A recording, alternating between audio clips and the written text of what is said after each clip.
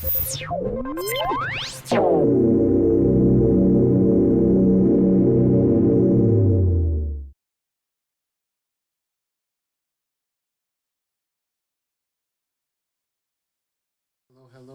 Thank you for tuning in, good people, to another episode of The Doc is In. Tonight's video is going to be discussing insecurities. Yeah, I know. We all got them. Um, so, the word that I want to start you off with is a telephobia. So, believe it or not, there's actually a phobia that's based around insecurities. A telephobia, which is the fear of imperfection. Um, or never being good enough. When we're talking about insecure, what are we talking about? So, insecurities are generally those things about ourselves that we tend to focus on within ourselves. We mentally just like hone in on those and point them out over and over again. So I want to like discuss the differences between somebody who's insecure versus somebody who's confident, and talk a little bit about like how that can affect you in your everyday life. Because believe it or not, yeah, insecurities definitely will affect you in your everyday life. So most people ask, well, how are we, like, where do my insecurities come from? And the thing about it is, they can come from so many different places. Usually, if they are external, they're coming from things like past criticisms. So, maybe you grew up and your parents didn't affirm you in some way, shape, or form, or maybe you heard a particular taunt growing up. As I mentioned, growing up and dealing with bullies before, you hear the same thing about yourself so often, and that's something that can definitely take root within you. So if you grow up hearing that you're ugly, or that you're not smart, or that you're unattractive, whatever the case may be, you're gonna definitely begin to internalize what you're hearing. Even though you may have direct evidence to the opposite, it is very easy to internalize those things, especially when you hear them, as I said, over and over again. A negative self image is another real big one, and when we're talking about insecurities, because people tend to criticize themselves. Like, there are people who are much harder on themselves than anyone else could ever be. So you see someone who's beautiful and capable and talented, but they don't see that. They see, I'm, not enough in this area. I'm not a great singer. I'm not these things, and it's really sad because it's a rough way to go.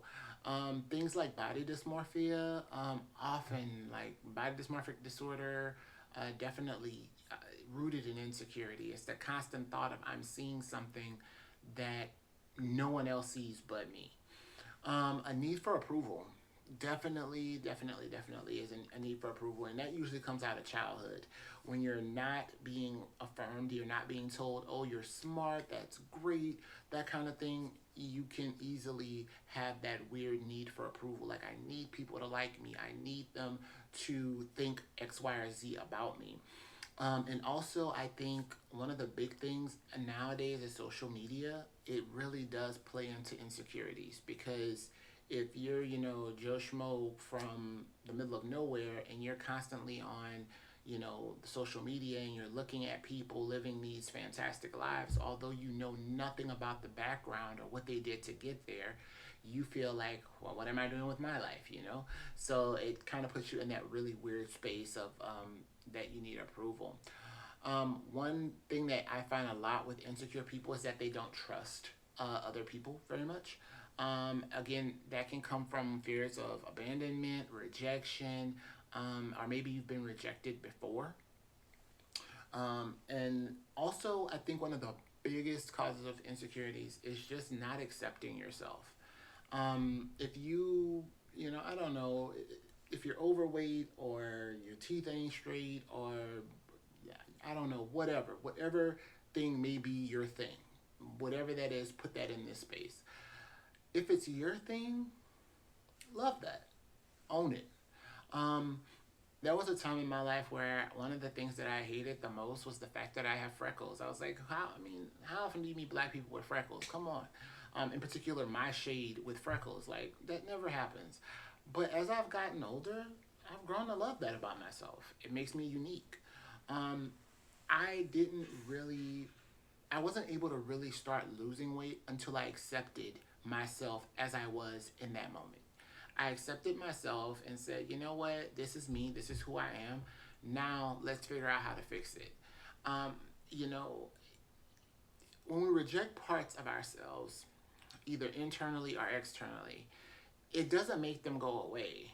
We just reject things that we're insecure about, and then you end up projecting that onto someone else. And the weird part about that is you know someone's insecure when they can never say something positive about someone else. If everything that they say is negative, if it's always I'm pointing blame at somebody, I'm really close minded to new ideas. I can't give compliments, but I'm always looking for them. I can't do something different. I always have to be doing the same old thing. I'm super judgmental. That is those are all signs of insecurity. If you always have to do what feels good and you're never willing to take a risk, never willing to try something different, never willing to accept others who may be different, yeah, yeah, think about it. There may be some serious insecurities there that you're dealing with. Um, and so the question that comes up oftentimes is, well, how do I deal with my insecurity? What do I do with it? Um, Honestly, insecurities aren't a bad thing because when you recognize them and you know what they are, it's an opportunity to make some changes and it's an opportunity to do something different. Um, you know, Whenever I acknowledge a moment of insecurity within myself, or when I acknowledge that I'm feeling insecure, to me, that's my question and that's my cue to kick into why am I feeling this way? Like, is there something about this person that I don't like, or is it something about this person that's reminding me of something about me that I don't like? Um, in either one, it's okay to ask the question, but you also want to make sure that you're dealing with your insecurity positively. Taking it out on someone else and projecting all of that onto someone else is really never a healthy way to go. And in a lot of couples, you see that when someone's constantly blaming someone else for cheating, and it's like, you're cheating on me, I know you're cheating on me, and it's like, that is your insecurity speaking. That is not what's really happening here. One of the keywords to know that you're about to deal with an insecure person is when they say, I know what you're thinking. You're thinking, and then they fill that blank in. If that's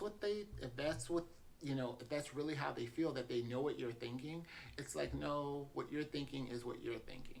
That's what you think about yourself.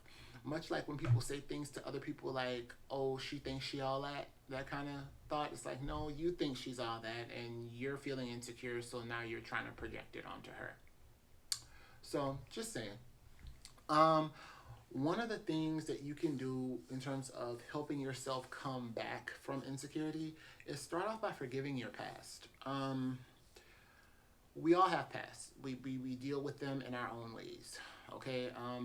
The biggest thing is you have to let that go.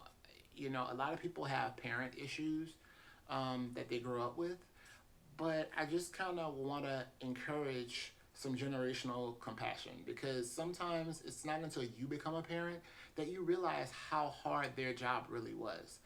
I'm not saying to forget everything that's happened to you, but sometimes it's worth it to exhibit some forgiveness and a little bit of grace towards someone else.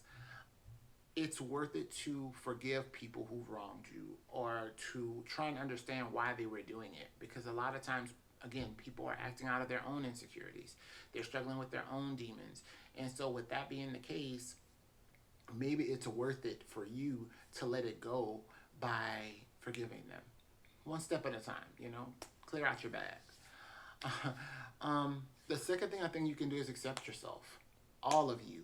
Like I said, if you're a big, beautiful person, be a big, beautiful person. If you're somebody who's so small you can't gain weight if you tried, accept yourself for that and say, you know what, I'm going to be the best me that I can be. The thing about it is we're always looking for validation for trying to be like someone else. But what I don't understand is if you're the first version of you and the best version of you, why would you settle for being a second-rate copy of somebody else? That doesn't make sense. Be an original. Do your own thing and do it however you want to do it. just love what you do and love your own life. One of the other big things is self approval. When you wake up in the morning, there's nothing wrong with giving yourself positive affirmations. Well, before you walk out the door, you're looking good today. You know, give yourself that in the mirror. Let yourself know that you're strong and that you're capable and that you're enough to just get through your day and get through your life. Things are well. Believe it or not, things are well, and you are who you're supposed to be, and you can be the greatest version of you that exists. It's important that you understand that and truly, truly embrace that. The next thing is like not comparing yourself to other people. You will always, always, always feel like you're not enough when you're comparing yourself to somebody else's made up Instagram, Facebook, Twitter life. You know, they're gonna post that they went on this awesome vacation. They're not gonna post when they got back home and their lights were cut off because they couldn't afford to pay the light bill. They're gonna post, oh, I got this $700 purse, but they're not gonna post that they don't have a dime in the purse because they spent it all on the purse. You know, everybody wants this grandeur and these visions of grandeur for their lives, but it's okay to see someone have that and understand that they went through something and they paid a cost that I don't know if I'm willing to pay for that same thing. And I would rather be a happy version of me and the best version of me than to be this trumped up version of someone that I don't know, all to try and impress people who don't care anyway. That's the crazy part. People will go into debt and will bring themselves to ruin trying to impress someone that could care less. So embrace non-judgment for yourself. The biggest thing in terms of getting over insecurity is loving yourself. I think that's as good an ending point as any. Love yourself today and love on other people too, because you don't understand that just because I compliment someone else, it doesn't tear me down at all. And it doesn't hurt to help someone else feel good about themselves. It'll make you feel better about yourself too. So love yourself, love someone else. We'll all be better for it.